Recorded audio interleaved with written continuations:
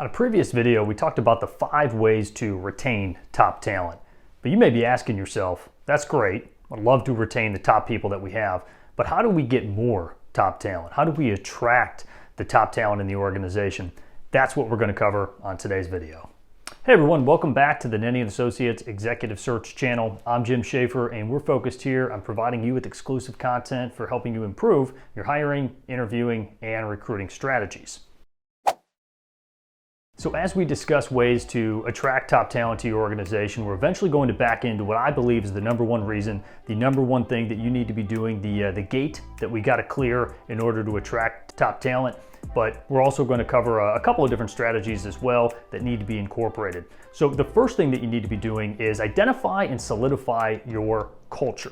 Right? I know this sounds obvious. A lot of people talk about culture, but ultimately, unless that's brought up during the interview process and it's streamlined throughout your organization and everyone knows what you stand for as a company, that needs to be incorporated in the interview process because that will attract the type of people that you want within your company, and it will repel the people that you don't want. So that's one of those initial gates that we could talk about clearing when it comes to attracting good people. So really what that comes down to is be firm and solidify your cultural standards.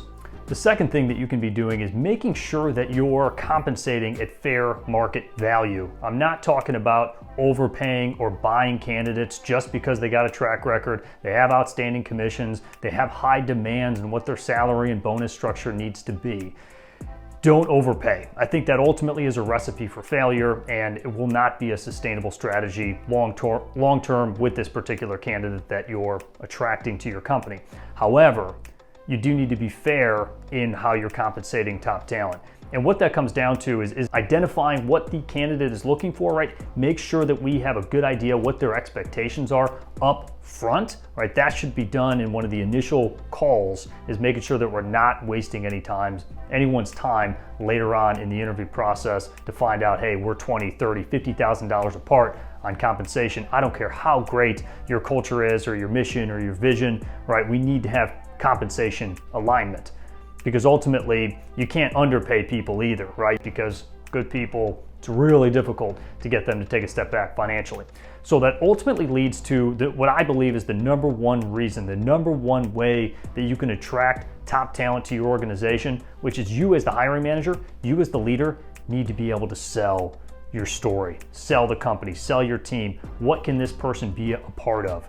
Right? What are their pain points and how can you solve them? I know this sounds really obvious, but you'd be shocked, you'd be surprised how many hiring managers we hear about that do not do that. They do not articulate the mission, the vision. They don't sell the candidate and what they can be a part of and what they're bringing to the table as a company, because maybe that hiring manager, maybe that leader, they don't believe in it themselves.